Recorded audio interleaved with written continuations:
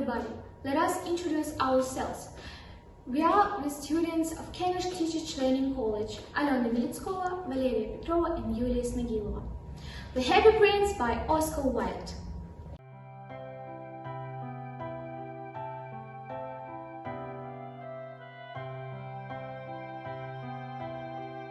Once upon a time, a beautiful statue stood in the middle of a town square.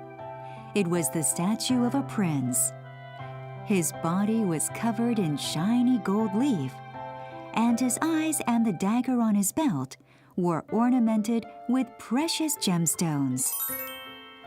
From his place on the square, he could see everything going on around him. People called him the Happy Prince.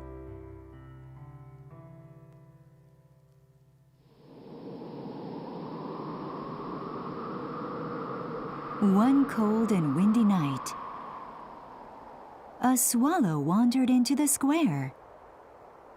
The other swallows had all gone south for the winter, but this one had gotten lost and was left behind. Circling the square, the swallow saw the statue of the Happy Prince.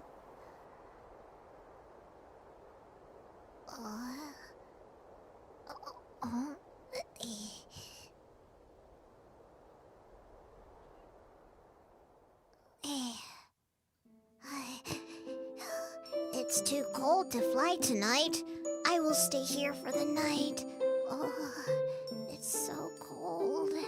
As the little swallow settled down, and a drop of water fell on him, he looked up and saw. Oh, what did he see? The eyes of the Happy Prince were filled with tears, and tears were running down his golden cheeks.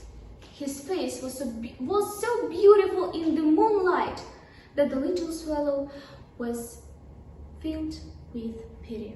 When I was alive and had a human heart, I didn't know what tears were, for I lived in the palace of Sanssouci, where sorrow is not allowed to enter.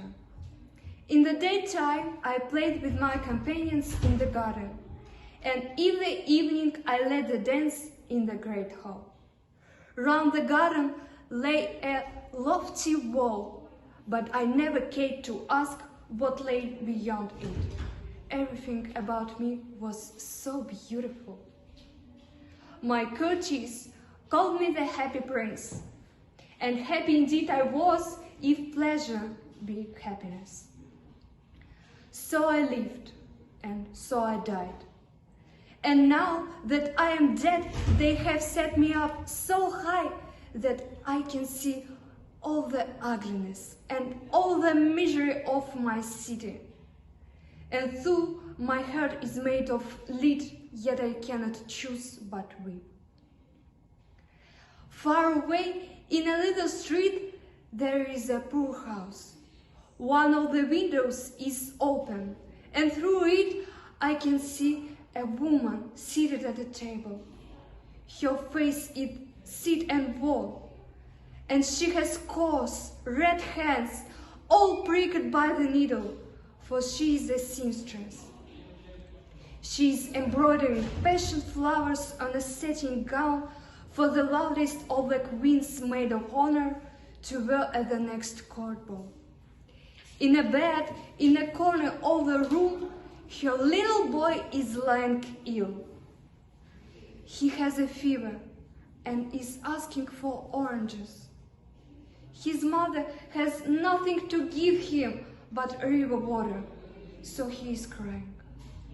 Swallow, little swallow, will you not bring the ruby out of my sword hill?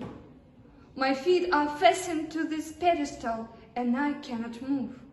I waited for an agent. My friends are flying up and down the Nile, and talking to the large lotus flowers. Swallow, swallow, little swallow, will you not stay with me for one night and be my messenger? The boy is so thirsty, and the mother so sad. The Happy Prince looked so sad that the little swallow was sorry and stayed with him for one night and was his messenger. So the swallow packed out the crate, the great ruby from the prince's sword and flew away with it in his big hour that rose on the town. At last he came to the poor house and looked in. The boy was tossing feverishly on his bed, and the mother had fallen asleep. She was so tired.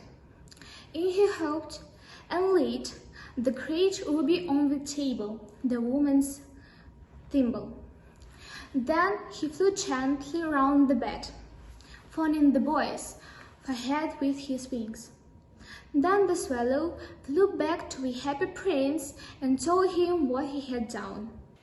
It is so curious, but I feel so warm now, although it is so cold. That is because you have done a good action. And the little swallow began to think, and then he fell asleep.